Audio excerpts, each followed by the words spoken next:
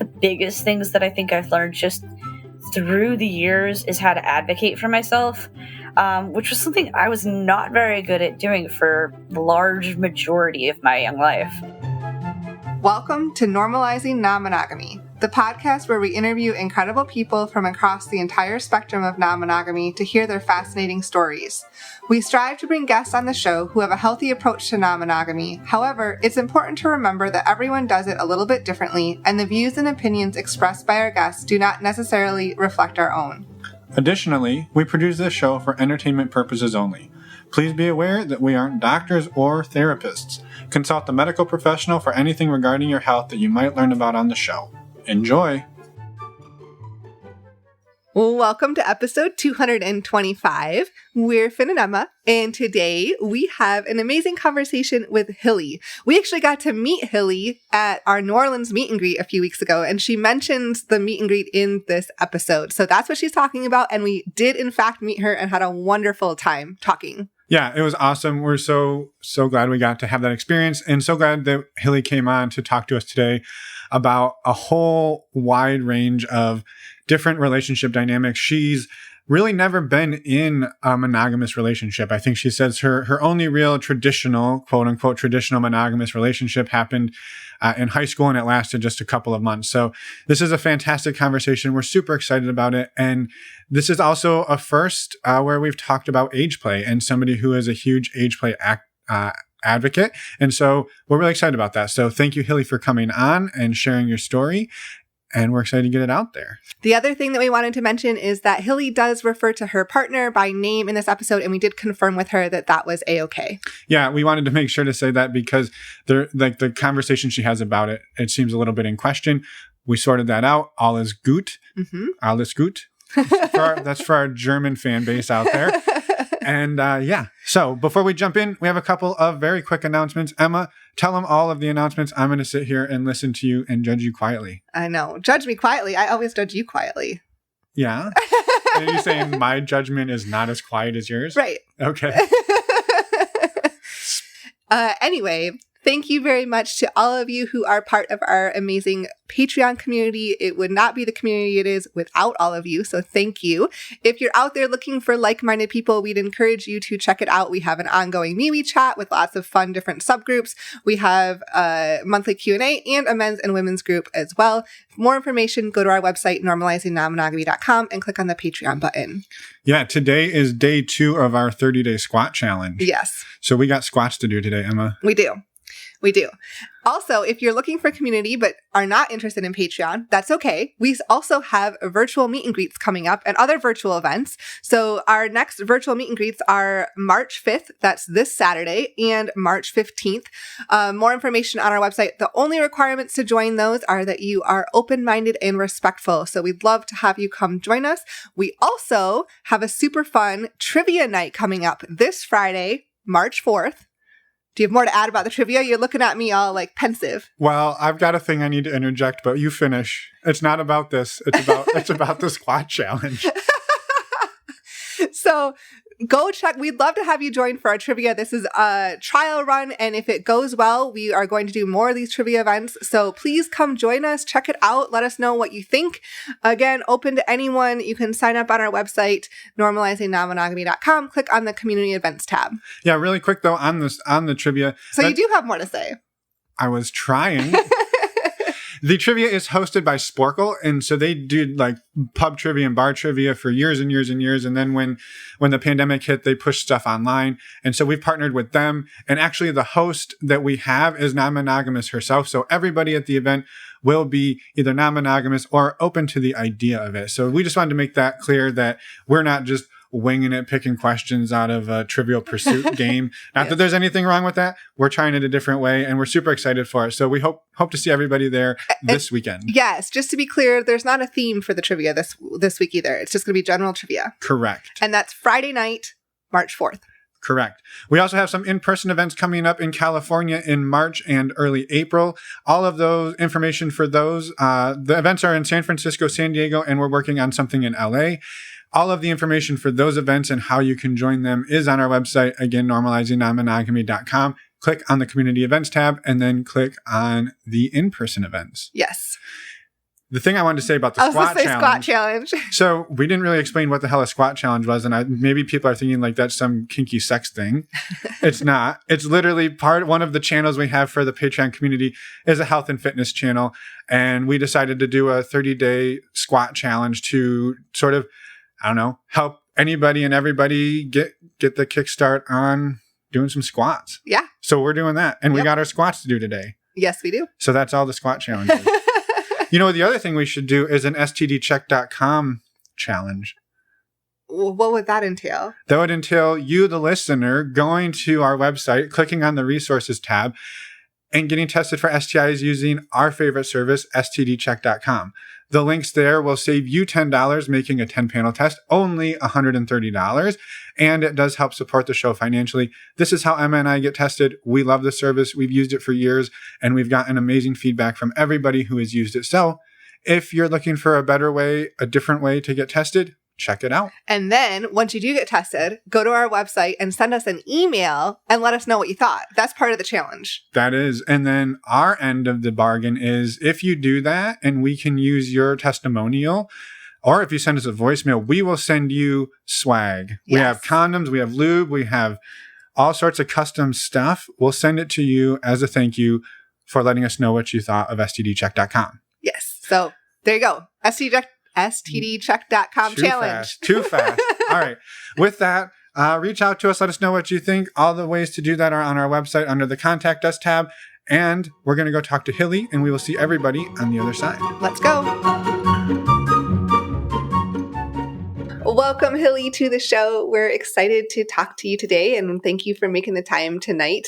I guess we don't know that much about you. We'd love for you to start by introducing yourself. Well, thank you for having me. Absolutely. I'm excited to talk to you guys tonight and meet you in person.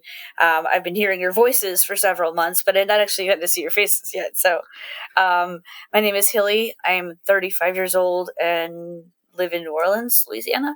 And I'm a 35-year-old polyamorous, submissive, bisexual, age player / little, and I'm active in the BDSM lifestyle. And have had polyamorous types of relationships all across the spectrum. I am also an advocate for age play and caregiver little dynamics. I actually have a YouTube channel that it's only in the startup phases. I don't remember exactly how many videos I have up yet, but that's still a project in the works. I also have published a short story, sort of novella, erotic story that has an age play theme to it. And I run a Facebook caregiver littles group. And I also hosted, I helped co-present a class on age play back during the pandemic, during a virtual event. So I think that's kind of me in a nutshell. Wow, it's impressive, and we want to dig into all of it and hear more about the age play. That's a first for the show, and we're excited to learn more about that and learn more about what that looks like for you. And before we do that, though, would you be able to share roughly what does non-monogamy look like for you today, and then can you take us back to the beginning? Right. Well, so non-monogamy for me today is a little complicated. I've been in a relationship with my current partner for a little over 2.5 years, and all of that was local until just recently in October when he moved away for work. And our relationship has been polyamorous the entire time. When I first got together with him, I had another person in my life, and he had just started dating someone.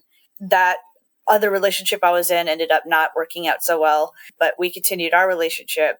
And I've had one other partner while I've been with him, but he's pretty much been more of a sole focus lately. And now that he is living away, I'm back in the dating game trying to find something substantial here, because I have a feeling that's going to help a hell of a lot in just dealing with the the day-to-day struggles of a long distance relationship. Having somebody that's actually close by is going to help a lot. And his other partner and I have no interaction, and that is entirely by her choice. But that is where I'm at right now. Now, if I were to rewind back to the beginning, that's a It's a big rewind. Oh yeah. So I mean, I'm pretty sure a lot of us, or I dare say most of us, in the non-monogamous community at one time or another, were brand new and stumbled about and had no idea what the hell we were doing. Yeah. I was definitely one of those people. The short version is I don't think I was ever not polyamorous. Aside from one boyfriend that I had in high school for 2 months, my very first boyfriend, I've never had a traditionally monogamous relationship. After that boyfriend, when I first started really dating was in my first year of college, and I lived in Florida, Southern Florida at the time, and I had to paint you a picture. There was a man and a woman who used to date each other. Then they broke up, and then I started dating the guy, and when they broke up, things were not really. It was not a good breakup. It was not like on decent terms. So I started dating the guy. Then he and I don't work out so well. So we break up, and then she asks me out. So I started dating her, and then he comes back and asks to reconcile. So we kind of just decided that they were going to both date me and hate each other, and it was going to be fine. That seems easy. That is obviously not the best idea in the world, and obviously that didn't end up working out. He and I split off, and I remained in a relationship with her for about 1.5 years. We tried out like being polyamorous, quote unquote, a couple more times with other gentlemen, but we just didn't know what the hell we were doing. We didn't have any resources. We were kind of just winging it. We didn't even have any like real words for it. We were just like, this is what we do. I don't know. Yeah. Well, and that's super interesting, right? That like they broke up, you started dating one, and then you started dating just the idea that you would go like that would pop into your head is like, oh, well, I'll just date both of them. Like, and not having that framework. And I found it funny because I remember the conversation I had with her when he came to reconcile. And I don't remember exactly how the conversation even really went, except that I think we were both just like, well, I don't know. I mean, he wants to date you, and I don't want you to break up with me. I hate his guts, but like, as long as you don't want to date, dump me, then like, I don't care. It was very unhealthy. But hey, you got to start somewhere. Yeah, right. You got to start somewhere. So that was like mistake number one. There will be many, but then so after that, shortly around the same time that she and I's relationship ended, I joined the local kink community down here in New Orleans. Because I had traveled back to New Orleans. So this was right after Katrina, when I had split off with the other guy and stayed with her. We decided to move back down to New Orleans since Katrina had just hit. So now, fast forward, and I'm in New Orleans and newly single, and I joined the kink community. And I had a couple of just occasional casual relationships with various folks. Like the first one that I tried after I joined the kink community was a gentleman who had 2 other submissives, and I was the third. That didn't last very long. And then after that, I actually met a guy in college in my math class. So this relationship started off monogamous. We started dating, and then we both discovered that, that we had similar kinky interests. So we went and attended a TNG munch, which is, a hangout, kind of like a meet and greet for 18 to 35-year-old kinksters. So we go to this munch and we meet a girl, and we decided, let's take her home. Why not? She's adorable. So she started dating us pretty much right away. But then within a month, she got pregnant. So that relationship fell apart and I moved on and had a couple more relationships after that.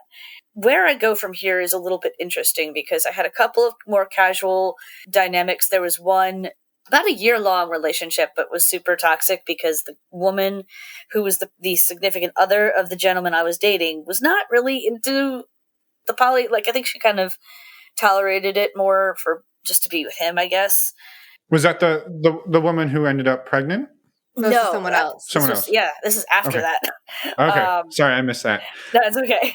This was the next couple that I'd gotten together with. But that entire relationship was incredibly toxic. There was a lot of animosity and just jealousy and not very healthy emotions going on in that relationship.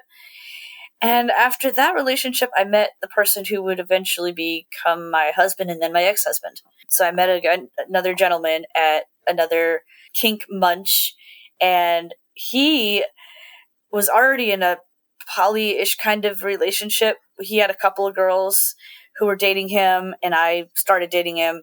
And then, relationships progressed. There were some people who came into the relationship and people who left, and then new people came in. Through the course of that relationship, I think we had about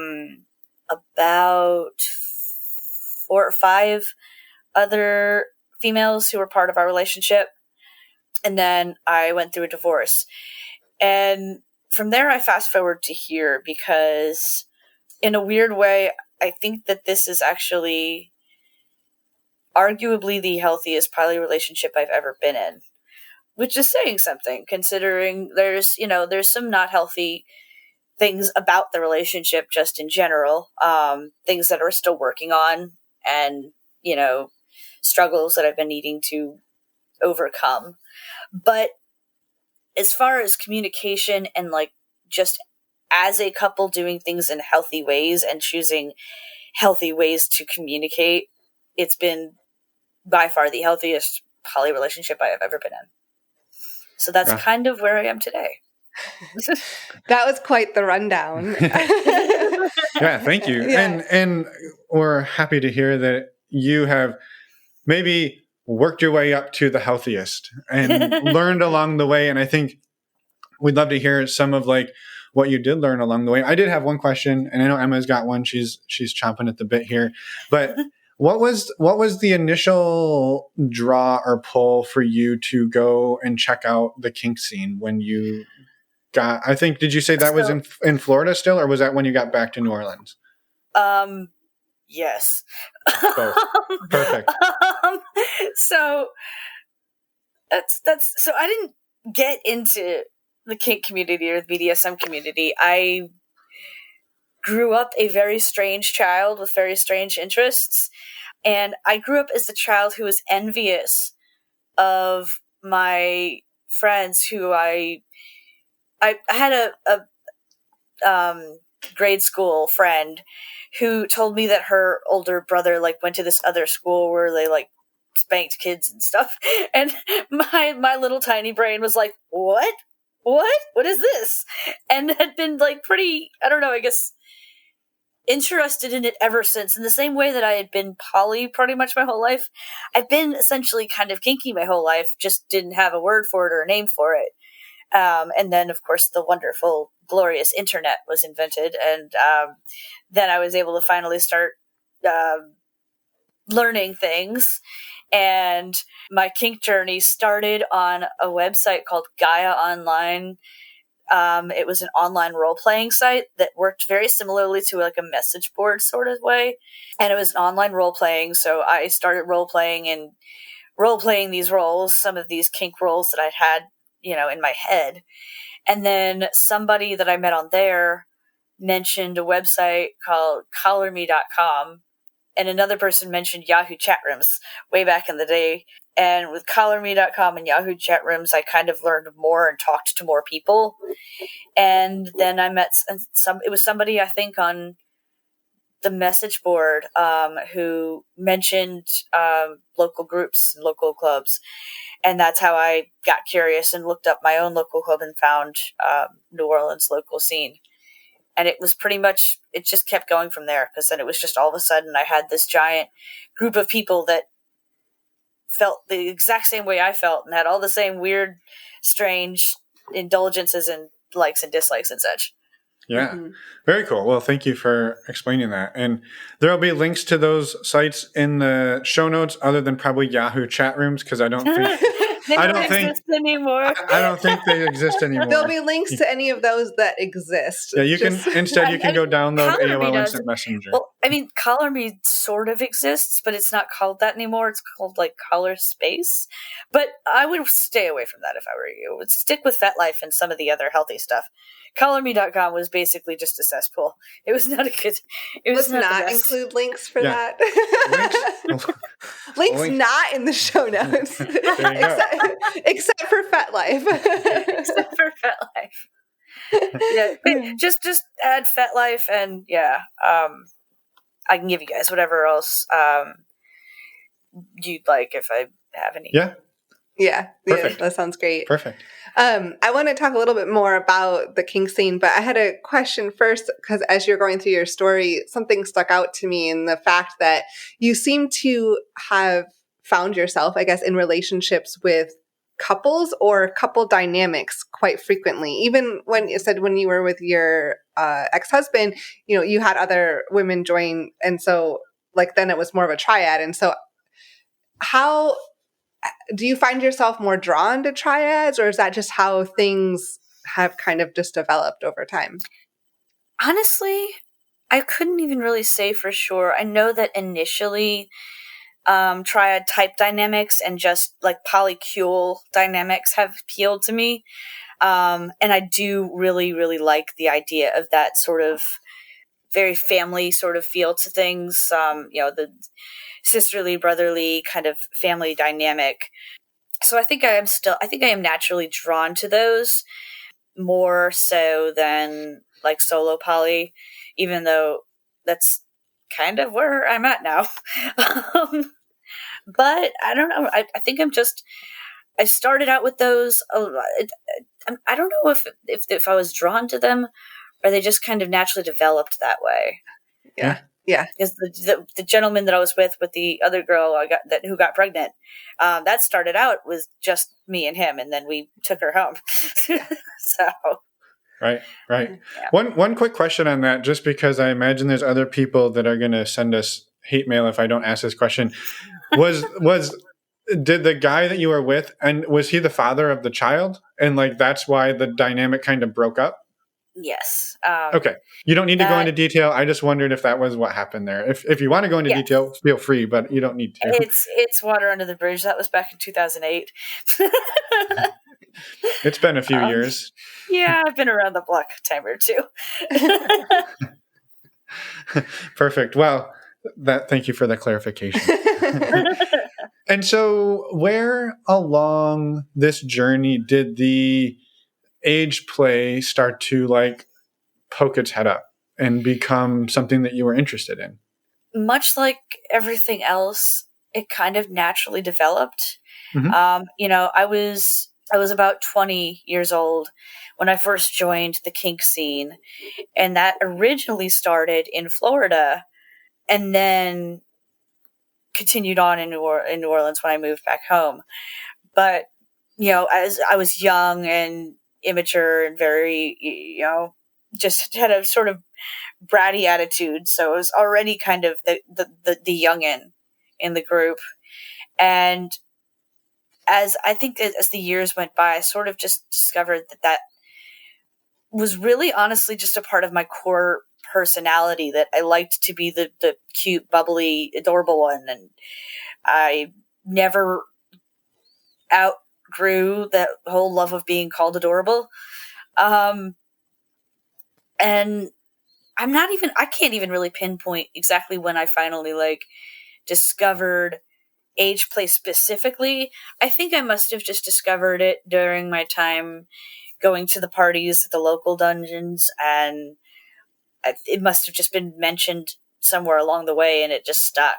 Plus, I never grew out of my love of stuffed animals and all things pink and sparkly and beautiful and Disney movies, and it was natural. It was a natural next place to be for me. Sure. I guess. And what is it like on a like day-to-day basis, like what does it look like with your partner or in the scene? Like what does that physically look like for you? Well, my partner is my sir as well as my daddy, and he and I we developed this during the pandemic, and then its progression was kind of natural once he moved away because it worked so well. We had started implementing what I like to call thrice daily check-ins, where he would check in on me 3 times a day, and he would check on me and ask things about, that you would like ask your child about taking care of themselves. So, have you eaten? Have you taken your meds? How are you feeling? Where's your mood? For me, he asks also where my pain level is because of the multitude of pain conditions that I suffer from. And we have a routine set out where he'll set tasks for me for the day, and he'll set 4 tasks. If I get 1 of them done, I avoid punishment. If I get 2 of them done, I get praise. If I get 3 of them done, I get a gold star. And if I get 4 done, then I get some kind of special treat. We've talked about little small treats that he can give me as extra rewards. Like we have talked about him reading my little a bedtime story. Sometimes he'll buy me a small stuffy or something like that. And that's been a really great way for us to continue to connect since he has moved away, because it's given me and us that extra ability to connect, even though we're not able to reach each other physically. Yeah. And it's given my little a chance, because my little has colored pictures for him and sent them in the mail via snail mail. And he has put them on the refrigerator. So that's been the sort of just day-to-day sort of sweet, cute kind of dynamic that's sort of developed between us, I guess. Sure. Yeah. Well, thank you. And you've mentioned in there that you have a little as well. Can you explain what that means? And sorry to ask for like all of these. It's just, I think there's probably a lot of people listening who maybe don't fully understand the dynamic, including your hosts. Sorry. No, you're good. So a little or an age player is what I refer to what people in the age play and CGL community refer to as an age player, someone who reverts to a younger age. So CGL, by the way, is short for caregiver little dynamics. And a little is essentially someone who mentally reverts to a younger age or a younger mindset. So there's littles, and then there's middles, and there's bigs. Littles tend to fall into the younger category. So let me actually start from the ground up, from like the ages like 0 to 2. That's where you're going to have your ABDLs, your adult babies, diaper lovers. And then ages between like 3 to around 10-ish are littles. And then middles are your teenage age group. So they revert to somewhere closer to, between 11 and 17. And the way that age play represents really is a personal, it's exhibited differently depending on the person.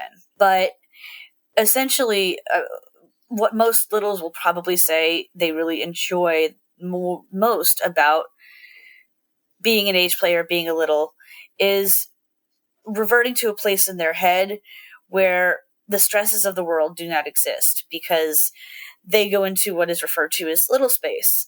And when they revert to little space, their adult worries aren't in their mind. So all of the stresses of having to go to work and paying bills and dealing with household duties and whatever, none of that's in their present mind. And they can just go to a place that's simpler and more innocent and carefree and safe. So they can, throw off their work clothes and throw in a onesie and grab a stuffed animal and watch Disney movies, and the world doesn't have to exist anymore for a little while. And then as far as like I've seen a lot of different personality dynamics. I've seen teenage littles who are much brattier, although brats come in all shapes and sizes. So, but yeah, it's just it's a place of freedom and safety and an escape from external stressors. Yeah. Right. So when you refer to your little, that's just that's you when you go to that place. That's what you're referencing. Yes, my little side. The little side of me actually even goes by a different name than myself. And my partner and I will refer to each of like my grown up self and my little side separately. My little's name is Allie, and my partner will talk to me, and then he'll actually address Allie, and we go back and forth. It's very cute, and it's something that's definitely enhanced our relationship. Yeah. Yeah. I think just a thank you, a lot of gratitude for like sharing and explaining that. Like it's really interesting, and I appreciate it. Yeah. Mm-hmm. You know, through your background and everything you've mentioned now that you're in the healthiest relationship that you have been in. And I would love if you could talk a little bit about the growth that you've seen in yourself over the last, I guess it's a long time, 15 to 20 years or so, as you've gotten older and had all these experiences. And how have you seen yourself grow and change? I mean, for starters, one of the biggest things that I think I've learned just through the years is how to advocate for myself, which was something I was not very good at doing for the large majority of my young life. I had always been a bit of a people pleaser and submissive as well. So I've always taken sort of the more submissive attitude in situations, which didn't leave me with a whole lot of tools on how to advocate for myself when I wasn't happy. And that's definitely something that I've learned a lot about ever since my divorce, because in that relationship, I really truly lost my voice and lost myself. So when I managed to get out of that relationship, I started on a journey of really, really turning inward and doing a lot of reflection of who I was and what I wanted out of my life. Then I met Art. I'm just going to go on from here on forward and just use his name because I'm almost positive he doesn't have a problem with it. Actually, I am positive. He's not going to mind. But it's just easier than referring to him as my partner. That's fine. So I met Art on OkCupid about 2.5 years ago. And during the course of my relationship with him, that's been honestly, I can honestly say has been some of the most real, genuine growth that I've gone through, because up until my relationship with him, I hadn't realized how much I was settling, just as far as on what I consider to be like basic relationship standards. And we had this funny moment that kept happening when we first got together. Like, we'd have a sit-down conversation after what I would consider to be some kind of conflict that would occur. And after we were done talking, I would thank him for being so patient and for giving me the time for us to get through this. And he kept saying, "Babe, you've got to stop thanking me for giving you the bare minimum a relationship should be giving you." And that blew my mind wide open. And he kept saying that phrase several more times. He's just like, you're thanking me for giving you the bare minimum. And it was kind of a turning point, I think, for me, because then I suddenly realized that I had been settling so much in relationships and that I didn't have to settle anymore. And that was an eye-opener. Mm-hmm. So now when he and I have had conflicts, we actually take time. So, I mean, I've learned a couple of big key points as far as myself and just in general conflict resolution, I've learned the power of stepping away and allowing some cool down time. I tend to be someone who's a little bit more anxiously attached, while he's a little bit more avoidant, which we've laughed about because I'll listen to podcasts and then I'll hear a really great one and I'll send it to him in a link and be like, you gotta listen to this. You gotta listen to this. Another great one. I've sent him links to a couple of you guys' podcasts. I've also sent him some links to a couple of other ones. I don't know if name dropping is appropriate here. Yeah, so, go for it. Well, I've sent him a bunch from the Multi-Amory podcast because we have an ongoing joke that the podcasts are all secretly spying on me, because every time we have a discussion or a conflict or like anything, the next day that podcast drops an episode on that very topic. This happened today. We were talking yesterday about the topic of resentment, and that I had been struggling with feelings of resentment towards his other partner due to her not wanting to have anything to do with me. And then today, Multi-Amory podcast drops resentment episode, and I'm like, so we have an ongoing joke now where I send him a message and I'm like, on today's episode of which podcast is spying on me, and send him links, and he laughs. He thinks it's great. But I'll share these podcasts with him, and he'll listen to them, and then he'll come back and be like, wow, a lot of what that stuff, like he would talk about, like that was really, really insightful. It sort of helped both of us grow, and especially since, like I said, since he's moved away. So now he'll listen to the podcast on his drives, to and from work, and then tell me about it when he gets home. Yeah. And both of us have learned things from it, and it's really helped us give perspective. But then the other things that I've learned from just having a healthy conflict, which is basically the best way I can put it, is having healthy conflicts with him, and learning that after a portion of time spent away, that we would come back and it's possible to have a safe conversation, like just a sit down conversation with this person. And it doesn't have to be terrifying. And there doesn't have to be any yelling or sniping or, being petty. He taught me how it felt to have my voice and to be given that space and to be heard. And, he goes out of his way to make sure that I feel heard. And he's taught me times when either of us haven't been as great about listening as we should. So yeah, it's blown my mind, honestly.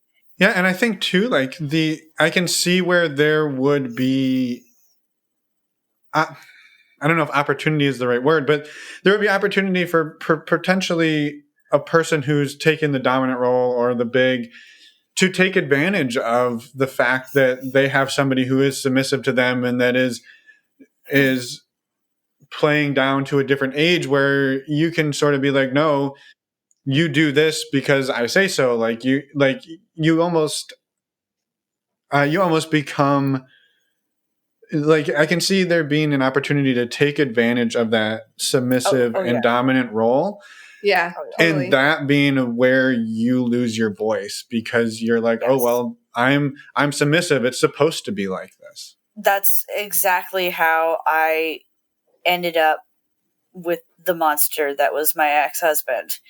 Because unfortunately, a lot of predators do prey on submissives and littles, and it's a dangerous place. It's part of why I'd kind of devoted myself to becoming a bit of an advocate for age players and healthy age play, because it is such a vulnerable side of the kink community.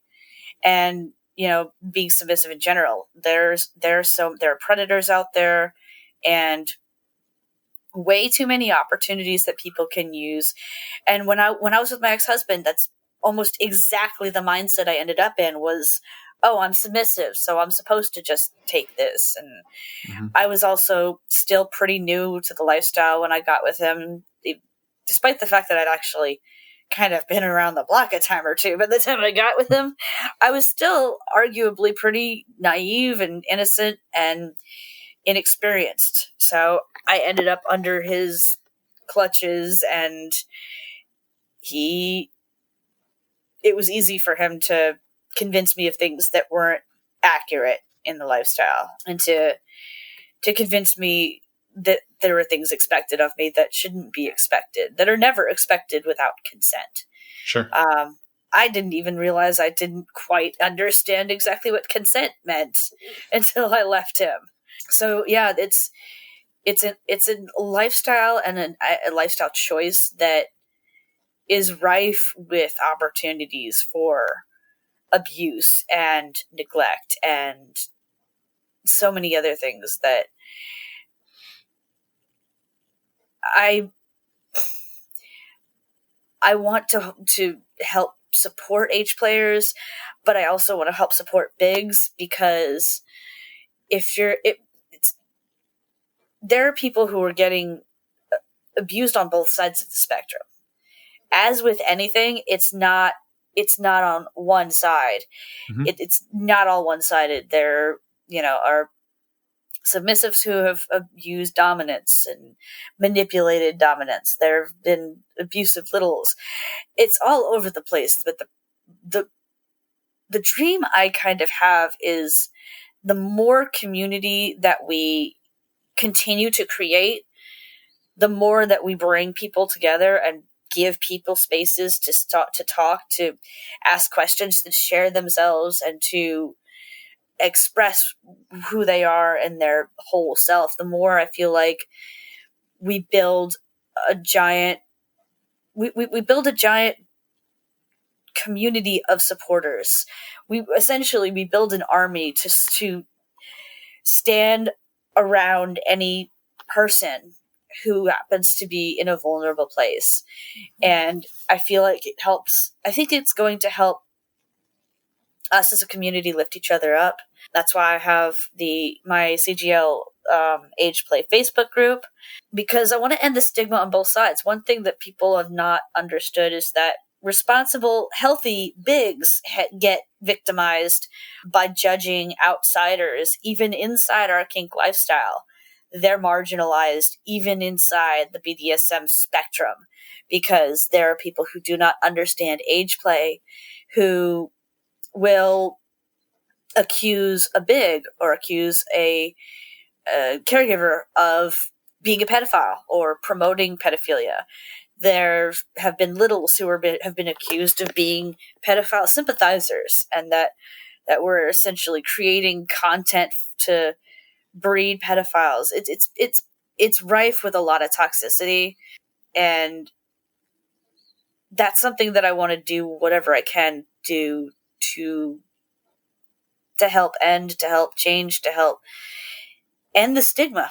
Essentially, the podcast that I'm about to start is going to be a BDSM podcast, but we're going to have a bit of so it's going to be a BDSM podcast with a focus towards more niche kinks like age play and others, to offer, again, more education, more space, and more opportunities for understanding in that category. I guess I've just sort of accidentally fallen into the role of my mission is to create an army of littles that support each other. Yeah, no, and it's super important, right? Like you said, the community, right? Like being able to reach out to somebody who's also gone through this and to say, like, is what's happening like okay? And exactly. to be able to hear, like, no, it's not. Like, I went through that. It's not okay.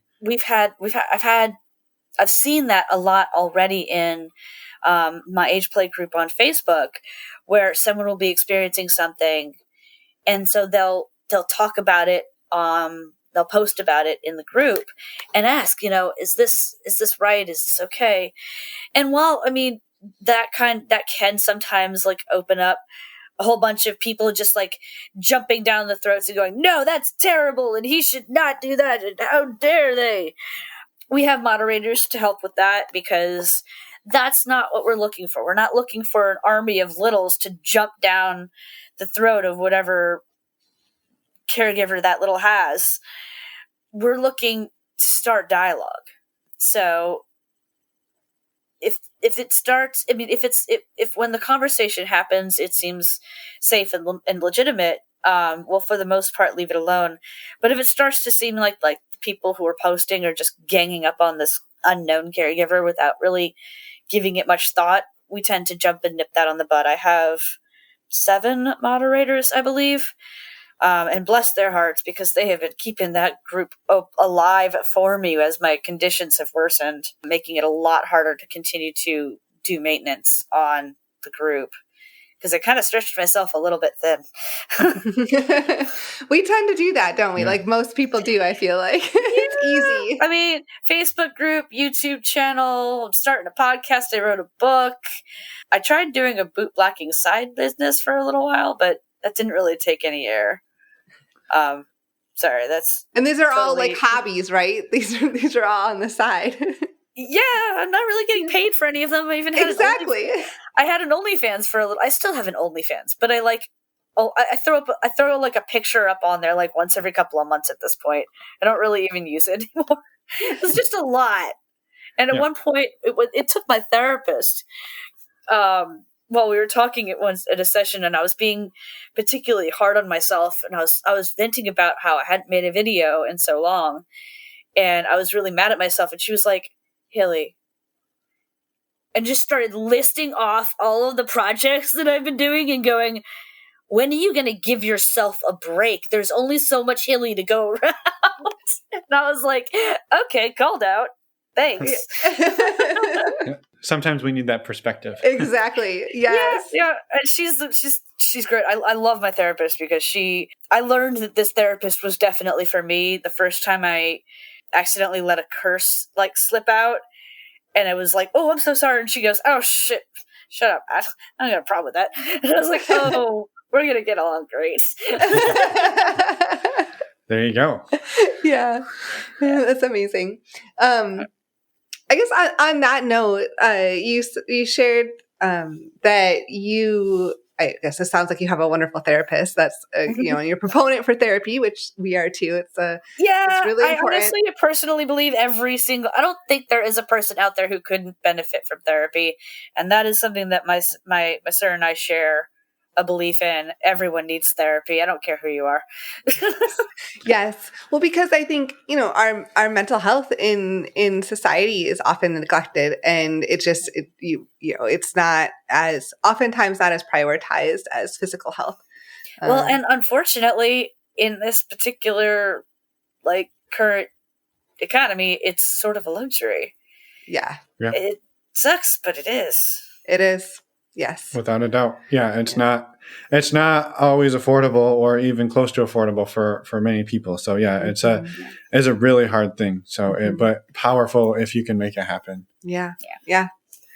And on that note, I just wanted to, if you're comfortable talking about it, you had mentioned to us previously that you navigate neurodivergence and other, I guess, and other struggles. Yes. And other struggles that I wanted to give you the opportunity to talk about if you'd like, and how those impact your relationships. Yeah. So for starters, I am neurodivergent. I have ADHD, anxiety, depression, PTSD, and suffer from trauma from various emotional abuses throughout the course of my life. And on top of that, I've also lived with chronic pain. It would probably take too long to list all of them. There's a lot.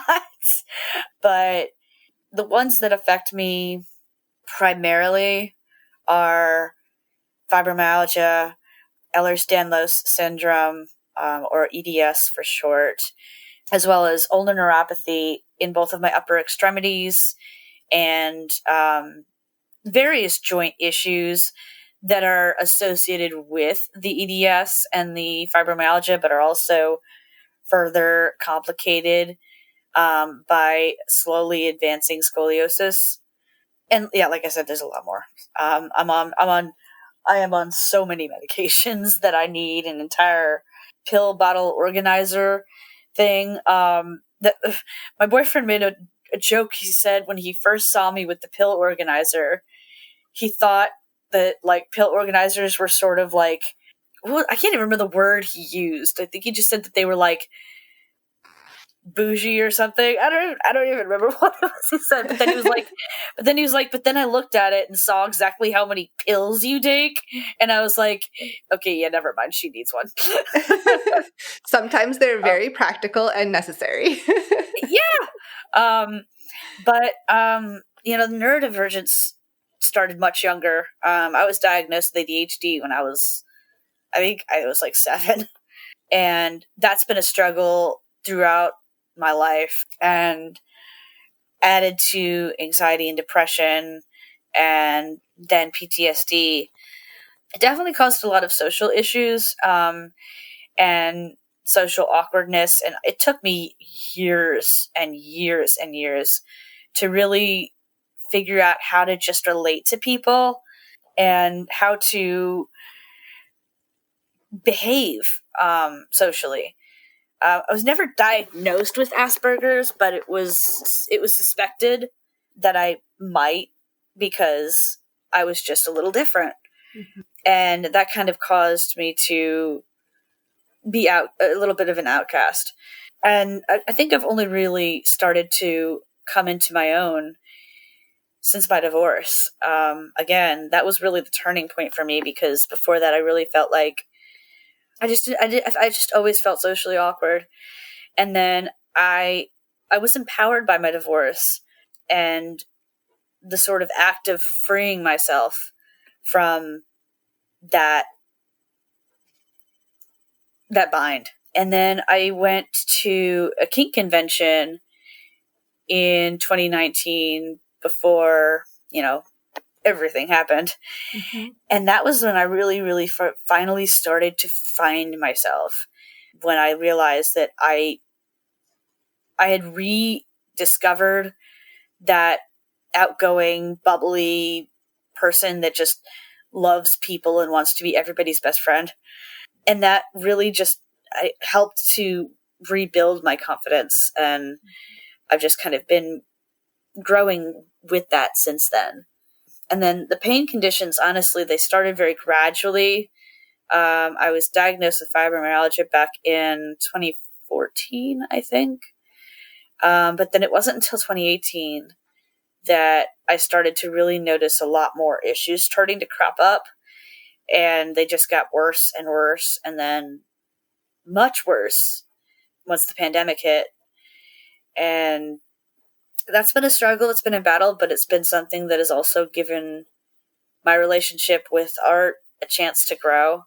Because in the beginning of our relationship, I remember we were at a kink party during one of our dates, and I'm sitting at a table with him, and he says to me, in the future, when I ask how you're doing, I don't want you to tell me you're fine. I don't want you to give me this, bland answer, I'm okay, or I'm not feeling great. I want you to tell me exactly how you're feeling. So, and I was like, do you know what you're asking right now? Because that's a lot. You want the nitty gritty. You want me to tell you that, like, it feels like there are needles jabbing me in my arms, and that, like, I feel like my back has been snapped into, like, I went into more details than that, but he was like, yes, that is what I want. I want you to tell me how you were doing, exactly how you were doing. And that was the turning point for me, for our relationship, when he opened up the doors for a chance to trust him, to want that. So now, even though he's far away, he'll check in and ask how I'm doing, and I can tell him I'm not doing great or I'm doing okay, but I'll tell him when it's a high pain day or when it's not a high pain day, or when my emotions are frayed or something's going on. Plus, one of the things that we developed as a part of our long distance relationship is I write to him. Well, we write to each other, snail mail style. And those are really fun. Those are fun opportunities for me to share with him how things are going in the day. Yeah. Yeah.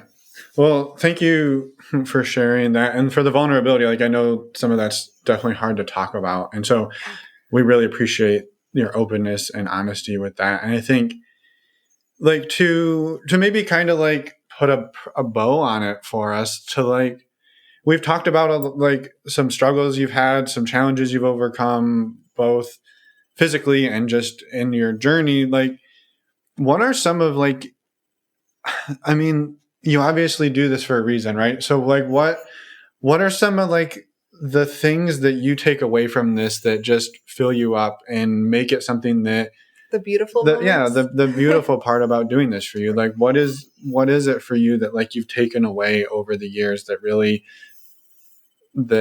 fills you up? It's really those little moments. When Art and I share a laugh about something, when he teases me, and even from all the way across the continent, he knows that I'm making this little squinched up face that I give him whenever he's picking on me. It's the little opportunities to really bond with people and get close to people on a level that I don't think I otherwise would have gotten. And it's given me a chance to meet some incredible people and get to know littles and bigs and get to know people from all different walks of life who all came to these various lifestyles in their own unique ways. And just having people that have come into my life that have enriched my life. There's my extended family, which I refer to as my pack, and they're an extended group of beloved people who are just good-hearted and emotionally wonderful human beings who I couldn't be prouder to call family if I actually shared their blood. It's been the connections and the close relationships and the bonds and the friendships and the community camaraderie and the feeling of togetherness, and going from being an socially awkward kid who didn't really know how to make friends or interact to feeling like I found my family in kink, and I found my family in the polyamorous communities, and all of that combined, which surprisingly, kink and BDSM BDSM and polyamory tend to merge with each other a lot.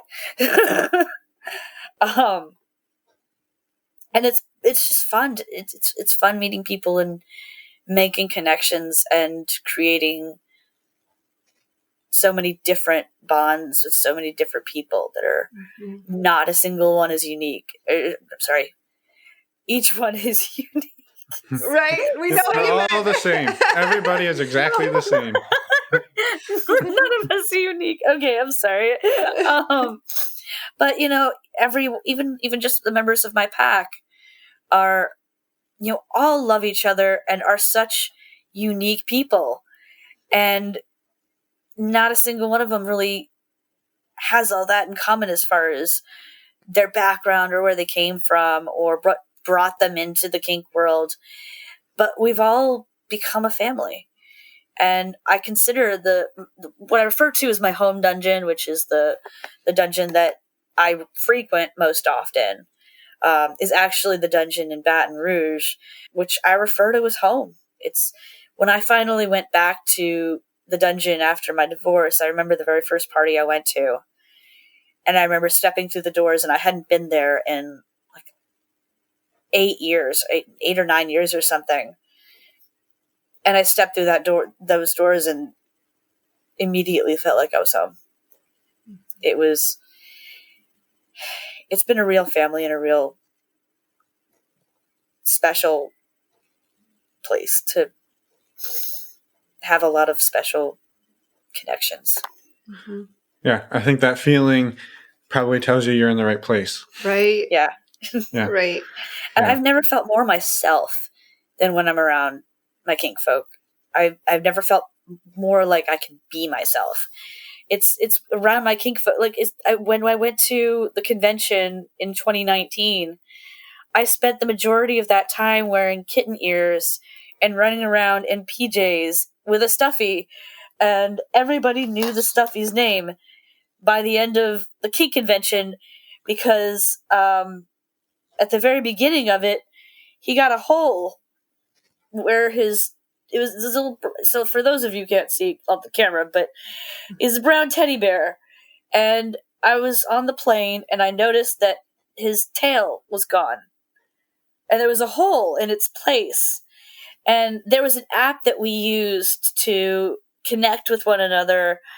Those of us who were going to the kink convention, there was an app we were able to connect with each other on before we got to the convention. So I posted a picture of his butt with the hole and was like, does anybody have some sewing needle and some thread? I need help. Mr. Hugglesworth's butt is in need of help. So I get to the convention and they see me with this little brown bear, like, oh, you're the girl with the bear with the butt. I was just, yeah, that was me. And it instantly made me feel comfortable, and I was like, I can run around in PJs with a stuffy with these people and they just think I'm adorable. I lost count of how many times I was called adorable that weekend. And it was just like, this is where you can be completely and totally yourself. Utterly and completely and unapologetically yourself, and they adore you. Yeah. And that was the turning point for me. Yeah. Yeah. That is, I think, a wonderful place to wrap up. I know we could talk to you for hours. I'm gonna ruin your wrap up here. I'm sorry. Go for it. I just have one question. I'm sorry.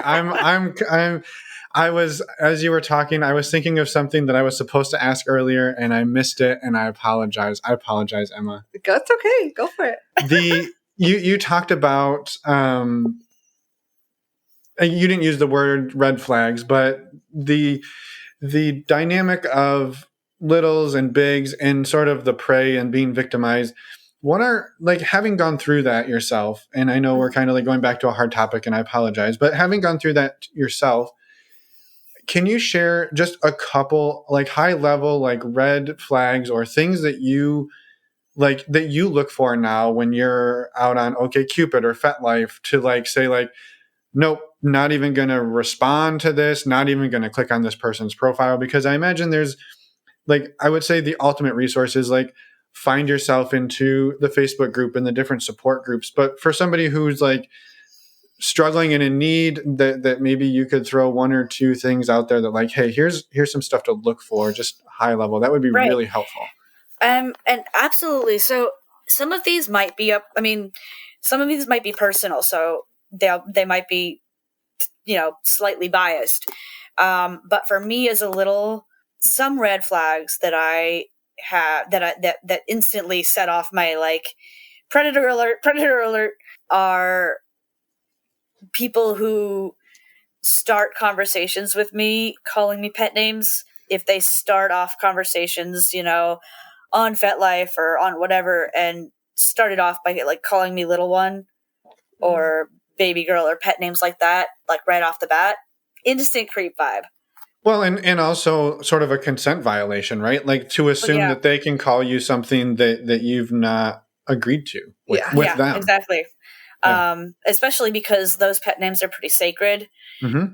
And vulnerable. But also some of them are only things Daddy gets to call me. So, other red flags I would say would be, let me see. I mean, it's tough when it comes to specifically caregiver little styles. Anything that feels a little too rushed. Anything that feels too much like they want to go to the next level too quickly. Like they want to go from chatting on OkCupid to meeting in person too fast. Or they want your cell phone number too fast. Or if they instantly want, I'm sorry, what were you going to say? I was going to say, when you say too fast, like, it's almost like if you're not comfortable giving that information or meeting something, that's the signal of like, that's too fast. Yes. That Yeah, feels like too it could fast. be 3 months. Whatever feels too Yeah. fast for you. And it might not even necessarily be that person is a predator, but if it's too fast for you and you express that and they dismiss that feeling or try to convince you, try to coerce you into setting aside your concerns, then I would steer clear. I would also steer clear of anyone who jumps straight into sexual territory, especially with littles. Although there are littles out there, I happen to be one of them, that delve into what is otherwise referred to as dark age play, involving age players that delve into sexual behavior. Regardless of the case, it's never appropriate to start out that way, especially because for a lot of littles, they're completely non-sexual, and that's a safe space that is outside of the sexual realm for them, and you could be setting off serious triggers. So anyone who's like, oh baby, I bet you look so cute in your onesie, sucking your, don't steer clear, keep going. And anyone who doesn't encourage you to do your own research, who wants to say, oh well, I've been around longer than such and such years, and oh, you don't need to read all those books, I can tell you everything you need to know. Yeah. Anyone who discourages you educating yourself, who discourages your mental health and self-care, and who doesn't at least seem to show an interest in your safety and comfort. Yep. Perfect. Yeah. Yeah. Thank you. And I think just one thing that you said that I wanted to maybe highlight was when somebody says something or does something that's too rushed, like that is sort of for me, that's sort of like hey, the radar is going off, but that's not necessarily a disqualification, right? If you're like, hey, I understand you want to jump to getting my phone number, but like that doesn't make me comfortable right now. And if they're like, hey, totally cool, and they back off, that's a totally different thing than like, oh, well, what, you don't trust me? Like, and they start to push and push. Exactly. And push. That's the big difference. It's not if you say, well, I know you want to go on a date, but I'm really not ready to meet you in person yet. I just want to get to know you a little bit more online before I jump that far. If they back off, then that's the positive of a red flag. That's a green flag right there. Yep. That's a good sign. Anytime that they respond to your boundaries by respecting them. Yeah. Perfect. Yeah.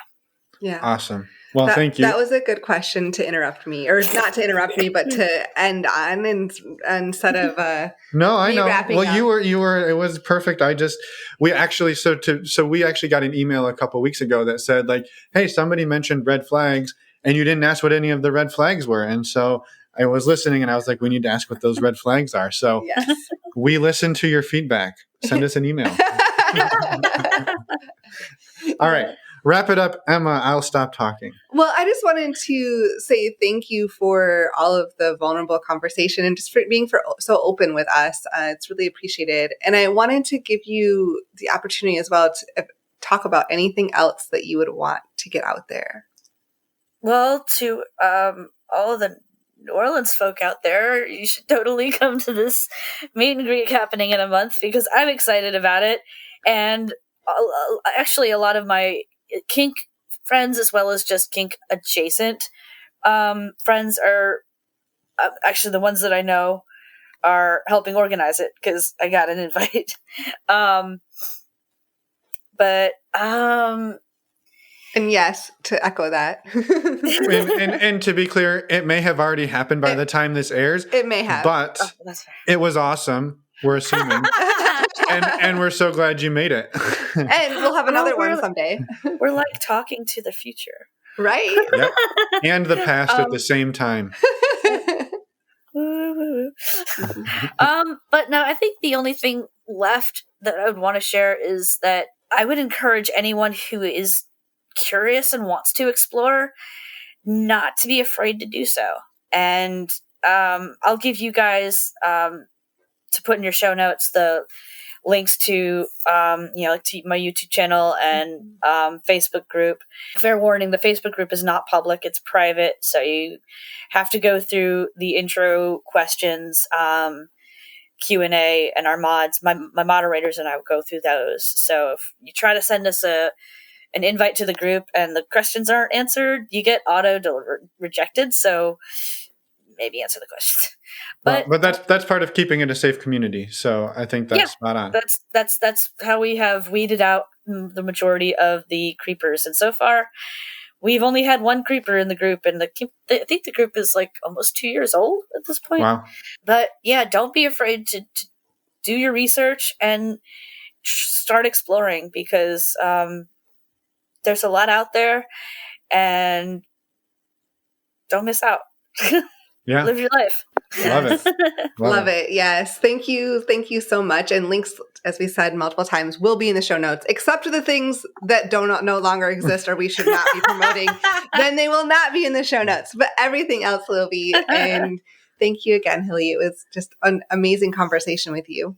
Absolutely. Thank you guys so much. Yeah. Well, have a wonderful night, and we'll see you in a month / saw you a month ago.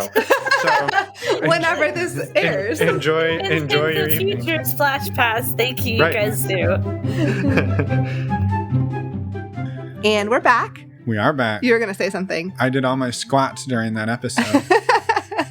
It was long enough to do 100 squats. Yeah. Thank you, Hilly, for coming on our show and for all of the amazing conversation and for meeting us, coming out to the meet and greet and meeting us in person a few weeks ago as well. We're so grateful, and thank you. Yes. Thank you for me as well. We're excited to get the story out there, and we had a blast talking to you.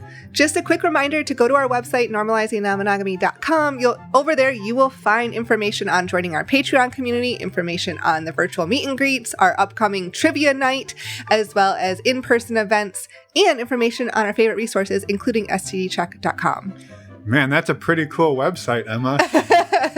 There's so much information. All right. Well, thank you all for listening. Thank you for checking out our website and all of the events. We hope to see you at some of them.